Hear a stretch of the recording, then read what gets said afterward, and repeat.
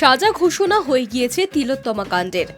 আমৃত্যু কারাদণ্ড পেয়েছে মূল অভিযুক্ত সঞ্জয় রায়, কিন্তু এখনও থামেনি তদন্ত। সাজা ঘোষণার পরেও কি এমন খুঁজছে সিবিআই? 17ই মার্চ সুপ্রিম কোর্টে তিলোত্তমা কাণ্ডের পরবর্তী শুনানি, আর তার আগেই নিজেদের তদন্তের স্ট্যাটাস রিপোর্ট শিয়ালদা আদালতে নির্যাতিতার বাবা মায়ের আবেদনে জমা করেছে তদন্তকারীরা।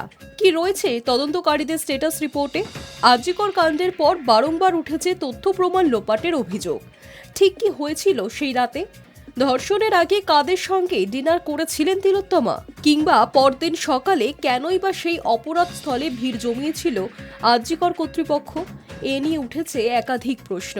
এমনকি এই আর.জি. কর তথ্য প্রমাণ লোপাট মামলায় স্থানীয় টালা থানার ওসি ও আর.জি. করের প্রাক্তন অধ্যক্ষ সন্দীপ ঘোষকে গ্রেফতারও করেছিলেন তদন্তকারীরা। তবে সেই মামলায় যথাযথ প্রমাণ না মেলায় জামিনও পেয়েছেন তারা, কিন্তু থামেনি তদন্ত।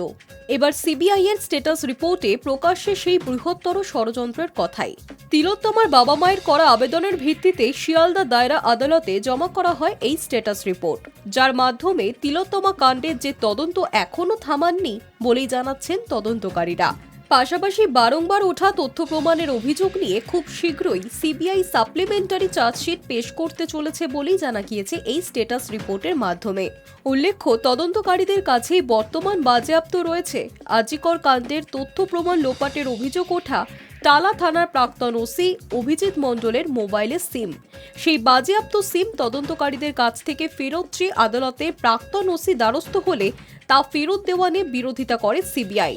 জানানো হয়, তা ফেরত দেওয়া হলে অনেক তথ্য প্রমাণ নষ্ট হতে পারে। সিবিআই এর এই যুক্তিতেই মান্যতা দেয় আদালতও। High news network.